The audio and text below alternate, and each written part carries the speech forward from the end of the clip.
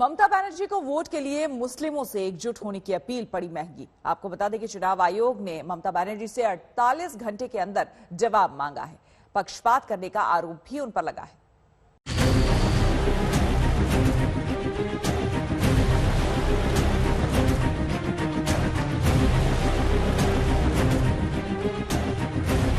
আর যদি সংখ্যালঘু এলাকায় দেখেন অত্যাচার করছে, একদম সবাই মিলে আজানের ধ্বনি দেবেন, দেখবেন সবাই একজোট হয়ে যাবে। सभी मुसलमान एक हो जाओ, वोट बटने मत दो। दीदी, आप ये कह रही है, इसका मतलब है कि आपको यकीन हो गया है वो मुस्लिम वोट बैंक भी आपके हाथ से निकल गया है।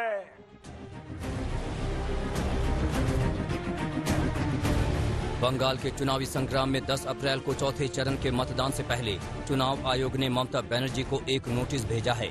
48 घंटे में ममता बनर्जी को नोटिस का जवाब देना है। सबसे पहले बंगाल चुनाव में नोटिस वाले अध्याय की कहानी समझिए।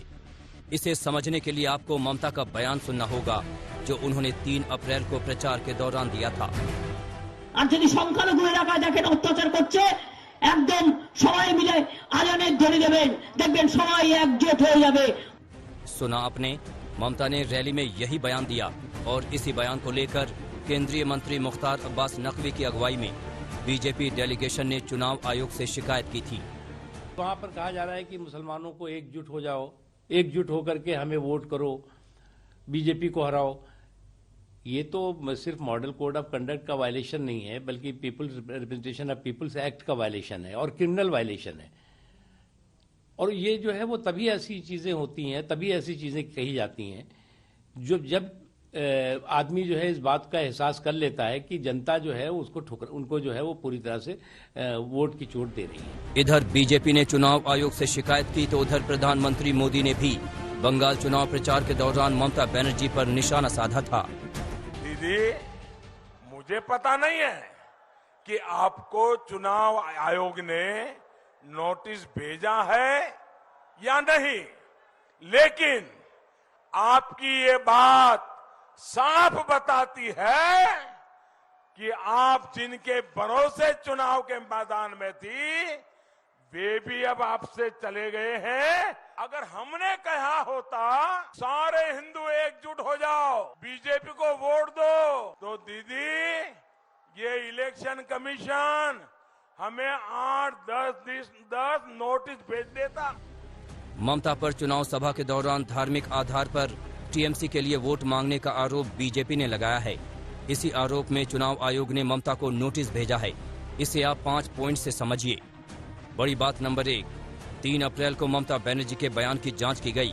बड़ी बात नंबर 2, बयान रिप्रेजेंटेशन ऑफ पीपल्स एक्ट की धारा 123 की सब सेक्शन 3 और धारा 3A का उल्लंघन है।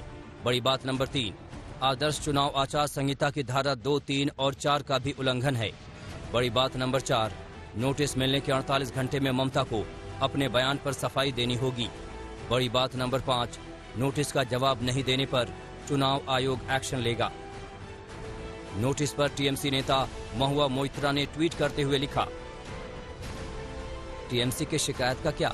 पहले बीजेपी उम्मीदवार की तरफ से कैश बांटने का वीडियो सबूत पेश किया गया था। दूसरी बीजेपी की तरफ से कैश कूपन बांटने की शिकायत के मामले का क्या हुआ? जेंटलमैन, कम से कम निष्पक्षता के अंतर को बनाए रखें। अब बंगाल के चुनाव में बीजेपी और टीएमसी में नोटिस युद्ध शुरू हो गया है और इस युद्ध में सियासी हमला चुनाव आयोग पर हो रहा है। संजय शर्मा, आज तक।